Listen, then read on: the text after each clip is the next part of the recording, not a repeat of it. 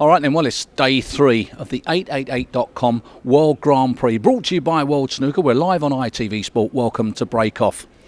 Well, it's been a tremendous 3 days play here. There's lots for you to see and do, and later on in the show, you'll find out exactly how you buy your merchandise online. Also, we'll be catching up with Andy in the Qzone, and we will also be spending a great deal of time with our TV director. How on earth do we get our signal to your house? You're about to find out. Keep watching.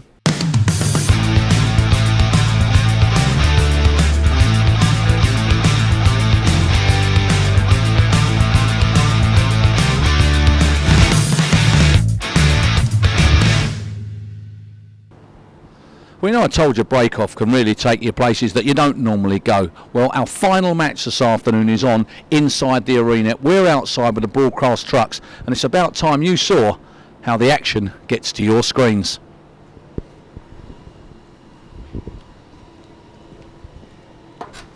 Right, so right now the production's underway. Our director's working his way through the cameras, cutting together the pictures that you see at home on your TV. Just over there is the man I caught up with earlier on today. My job, television sports director, obviously done lots of sports, mainly football, lots of World Cup football, boxing, which I know John from, and everything else. Variety of sports, but I've also done a lot of snooker, including 7 World Championship finals. If you look at what I'm sitting in front of here, the monitors represent all the cameras I've got. In this instance it's 9. Sometimes for occasional events we have a few more, but it's the basic plan for snooker. There's one master shot that always has the score on, and the table, the 2 floor cameras that you can see the balls being potted either corner, a higher camera that can get isolated shots and crowd shots, and also 2 little pocket cams. And then for the later stages we have a jib camera that moves around and gives you some lovely shots over the shoulders. Basically all the cameras can hear me, but they all know what they're doing, so I don't have to speak that much. They know what shots to take and everything else. They also know in snooker not to move on the shots to upset the players. I can also talk to the commentators, so they know when I'm going to put a replay in, or if they want a certain shot of somebody, they can ask for it. So that's basically the same in most sports. I mean, obviously if you looked at the setup here, as you see it on the screen, in World Cup football, which I did in Brazil, we had 32 cameras and obviously another 7 or 8 replay channels. So obviously this was much, much bigger, but it's still the same principle. You have a master shot, you cut round it, and you try and tell the story of the match. Well, that was a fascinating insight into the world of television there with John Watts and our ITV broadcast. Well, you've seen the film, you've read the book. Now let's see if Dominic Dow can buy the t-shirt.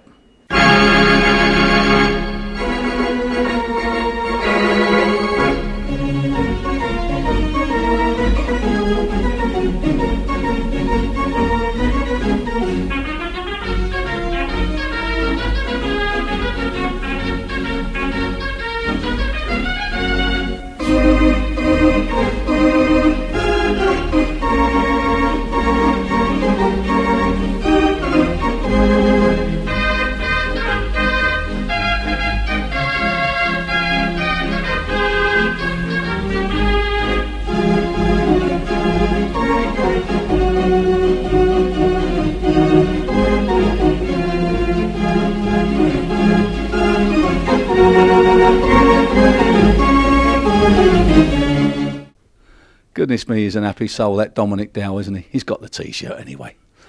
Stuart Bingham's through to the quarterfinals. He'll play Mark Davis, who just spent nearly 4 hours in the presence of Neil Robertson, which all went down to the last frame.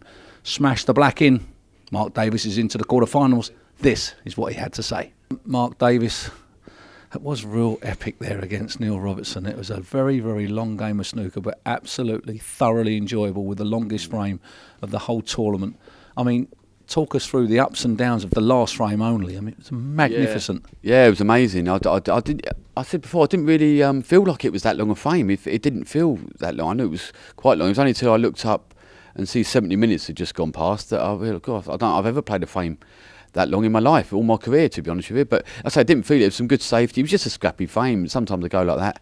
the balls go safe, and you have to play as it is. And there was some very good safety as well, which was stopping people potting. And I suppose it was obvious it was going to go down to the last black in the end. So, just delighted to pot the black and win. All right, I'm joined by Ivan. Ivan, we got Stuart Bingham and Mark Davis in our quarter-final lineup. That's a tough one to call. I mean, they're good mates away from the table. They'll both be determined to win that one. I think you'd have to make Bingham slight favourite on the basis that he is a prolific winner. He always seems to be there and thereabouts when he gets to the final stages. He's not someone that people often talk about as a potential tournament winner, but he has won a lot of big events, and he's a very consistent player. He's not produced his best here so far this week, but he sometimes grows as the tournament goes on. So I think I would make him favourite, but it'll be a close match. Certainly will be. Mark Davis's epic match so far, close to 4 hours with that 82-minute final frame. Would that have took much out of him? Bearing in mind he's got tomorrow off. No, I think the fact that he's got the rest of tonight off, and then tomorrow he'll be fully recovered by then. But yeah, it was an incredible frame. I think 93 minutes is the all-time record for a televised frame. That was Sean Murphy and Dave Harold at the 2008 China Open, so they weren't far off that.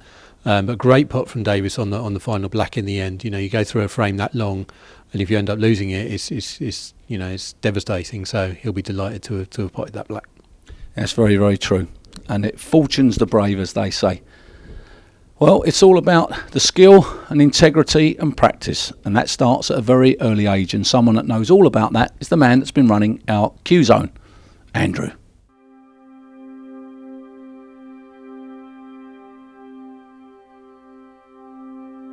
I'm Andrew Highfield. I'm a world snooker coach from the West Midlands, grade A status, been coached for 15 years.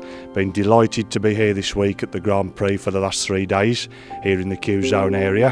The aim of the Qzone is to get everybody involved, encourage people to play, show them the basics.